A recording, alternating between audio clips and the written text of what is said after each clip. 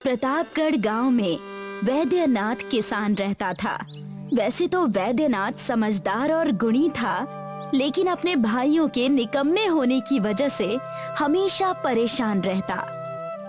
वैद्यनाथ के खेत कम होने की वजह से वो गांव के जमींदार ठाकुर के खेत लेकर उन्हें भी जोता करता था। ठाकुर को अच्छे से पता था कि वैद्यनाथ काम का आदमी है। उसकी अच्छाई और समझदारी की वजह से ठाकुर को फसल में बहुत लाभ होता था।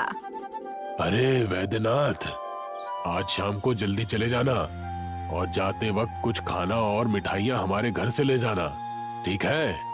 हाँ हाँ, मैं जाते वक्त खाना और मिठाइयाँ दोनों ले जाऊंगा। लेकिन ये किस अवसर की खुशी पर? हाँ, अरे पूरे गांव को खबर है और तुम्हें पता नहीं? मुझे श्यामलाल ने अपने खेत दे दिए क्योंकि कर्ज नहीं चुका पाया था ना।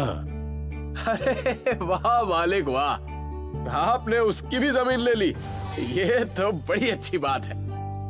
वैद्यनाथ ठाकुर के घर से मिठाई और खाना लेकर अपने घर जाता है और सारी बातें अपनी पत्नी को बताता है। अरे भाग्यवान, कहाँ हो? ये देखो, मैं तुम्हारे लिए खूब सारा खाना और ढेर सारी मिठाइयाँ लेकर आया हूँ। जी, ये किस खुशी में? और इतने सारे पैसे तुम्हारे पास कैसे आए? अरे ये मिठाइयाँ और खाना तो मालिक ने दिया। वो श्यामलाल ने अपनी जमीन उनके नाम कर दिया ना, इसीलिए। श्यामलाल ने उनके नाम कर दिया या उन्होंने हड़प ली? अरे तुमने सही कहा रूपा, सब कुछ तो ठाकुर का है। गली मोहल्ले ठाकुर के, कुआं ठाकुर का, हल ठाकुर का, फसल ठाकुर की। अरे फिर हमारा क्या है, गांव या देश?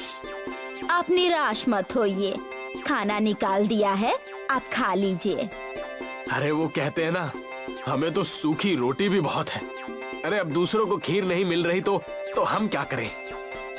वैद्यनाथ सुबह फिर से ठाकुर के यहाँ हल चलाने चला जाता है। मालिक आज कहीं दिखाई नहीं दे रहे, मैं खेत कैसे जोतूंगा? अरे सारे हल पड़ोस की शादी में चले गए हैं। शादी में हल का होना शुभ माना जाता है ना। तुम एक काम करो, आज जाकर अपने खेतों से हल ले आओ और उससे हमारे खेत जोत दो। हाँ ठीक है मालिक, मैं ऐसा ही करूंगा। वैद्यनाथ घर जाकर अपनी पुश्तैनी हल निकालता है और उसे लेकर ठाकुर के खेत में जाता है। वैद्यनाथ की पुश्तैनी हल के मुठ में एक हीरा था, जिसके बारे में वैद्यनाथ को कुछ भी पता नहीं था। एक छोटा सा हीरा जिसकी कीमत 1 लाख थी। अरे आज तो मैं बहुत थक गया, बहुत जोरों की भूख लग रही है भाई। शाम हो गई थी। वैद्यनाथ जा ही रहा था कि वहाँ पर ठाकुर आ गया और कहने लगा, अरे वैद्यनाथ, तुम अभी तक यही हो? घर कब जाओगे भाई? आज इतना समय कैसे हो गया? मालिक आज वो हल लाने में थोड़ी देरी हो गई ना, इसीलिए। ये देखिए, ये है हमारा पुश्तैनी हल। मेरे पिताजी मरते वक्त सिर्फ यही हल देकर गए थे। ठाकुर हल की मुठ पर चमकता हुआ हीरा देखकर चौंक जाता है। अरे ये हल तो बहुत कीमती लगता है, लेकिन ये हल इस मूर्ख के पास क्या कर रहा है? हल तो बहुत अच्छा है और बहुत बड़ा लग रहा है। हाँ, एक काम करना, इसे यहीं छोड़ कर जाना। वो क्या है कि अन्य खेतों को भी जोतना है ना, तो हमारे पास हल नहीं है। कल आकर फिर से ले जाना। अरे मालिक, ये भी कोई मांगने की बात है? मैं ऐसा ही करूंगा। जाते वक्त इस हल को यहीं छोड़कर जाऊंगा। उस हीरे के हल को देखकर ठाकुर के मन में लालच आ जाता है और वो उस हीरे को लेकर जोहरी के पास जाता है। आइए ठाकुर साहब, आइए। अरे अब कौन से हार और कंगन बनवाने हैं? कोई छोटा काम नहीं करना, मैं तो ये हीरे बेचने आया हूँ। इस हीरे का बताइए मुझे कितना मिलेगा? ये हीरा तो 20 लाख का है। ये आपको कहाँ से मिला? ये तो बहुत ही प्रसिद्ध हीरा है, पन्ना का। अरे तुम अपना काम से काम रखो और इसके पैसे लाओ। ठाकुर जोहरी से पैसे लेकर अपने घर शाम से चला जाता है। इस बात की खबर वैद्यनाथ को बिल्कुल नहीं रहती। अरे वैद्यनाथ, घर पर हो या नहीं? मालिक आप यहाँ? किसी आदमी को भेज दिया होता या मैं खुद आपके पास आ जाता। क्या क्या बात हो गई मालिक? अरे मैं तुमसे बहुत खुश हूँ भाई। ये लो कुछ पैसे, अपना कर्जा चुका देना और इससे कुछ दिनों तक आराम की जिंदगी बिताना। और हाँ, मैंने तुम्हारा हल बाहर तुम्हारे घर के पास ही रखवा दिया है। ठाकुर इतना कहकर वहाँ से चला जाता है।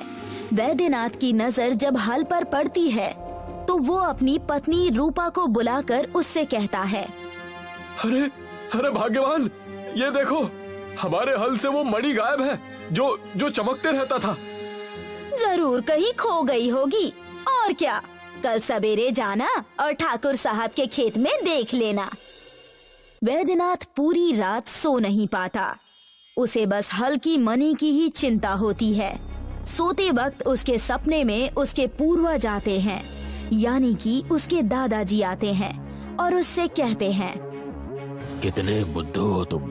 उस ठाकुर ने तुम्हारे साथ छल किया है। जिसे हल्का मणि समझ रहे थे वो असली हीरा था, जिसकी कीमत आज के समय बहुत थी। उस ठाकुर ने तुमसे वो लेकर तुम्हें ठग लिया है। अरे अब मैं क्या करूं? मेरी तो अकल ही मारी गई थी उस समय। तुम चिंता मत करो, वो तो बस एक छोटा सा टुकड़ा था। हमारे घर के पैखाने में पूरा जादुई हीरे का हल है। उसे जाकर ले लो और उससे अपने खेत को जोत दो। उससे क्या होगा? उससे तुम्हारे खेतों की फसलें बहुत अच्छी होंगी, चमकदार होंगी और बहुत ही स्वादिष्ट फसल उगेंगे। ये कोई साधारण हल नहीं है। सपने में अपने दादाजी को देखकर वैद्यनाथ की नींद खुल जाती है और वो अपनी पत्नी रूपा से सारी बातें बता देता है। क्या कहा आपने? उस ठाकुर ने हमारे साथ ऐसा किया? हम उसे छोड़ेंगे नहीं। अरे बस तुम देखती जाओ मैं क्या क्या करता हूँ और कैसे कैसे करता हूँ। वैद्यनाथ ने बिल्कुल वैसा ही किया।